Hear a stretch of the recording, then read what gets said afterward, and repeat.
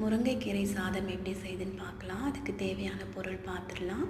15 வெங்காயம், 6 பல் பூண்டு, 1 வெங்காயம், 2 தக்காளி, 1 கைப்பிடி நிறைய முருங்கைக்கீரை, 1 டம்ளர் அரிசி, அரை டம்ளர் துவரம்பருப்பு, 1/2 hour ஊற வச்சு கழுவி எடுத்து வச்சுருக்கேன்.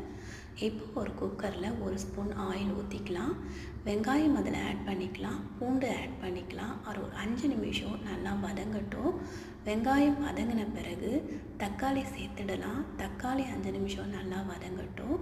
இப்போ தேவையான மசாலா பொருட்கள் சேர்த்துடலாம். 1/4 டீஸ்பூன் மஞ்சள் தூள், 2 டீஸ்பூன் மிளகாய்த்தூள், 2 டீஸ்பூன் சாம்பார் பொடி சேர்த்துடலாம். 5 நிமிஷம் நல்லா கலந்து விட்டுடலாம். எண்ணெய் பிரிஞ்சு வரட்டும். இந்த கிரேவி எண்ணெய் பிரிஞ்சு வந்த உடனே முருங்கைக்கீரையை அதோடு சேர்த்துடலாம். நல்லா கலந்து விட்டுடலாம். 5 நிமிஷம் அப்படியே இருக்கட்டும். இப்போது தேவையான அளவு தண்ணி சேர்த்துக்கலாம்.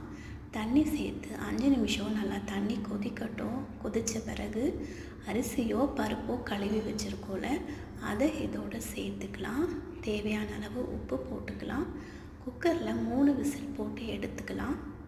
இப்போது இந்த சாதத்துக்கு சின்ன தாளிப்பு பாத்திரலாம். ஒரு குட்டி கடாயில் 2 டீஸ்பூன் நல்லெண்ணெய் சேர்த்துக்கலாம்.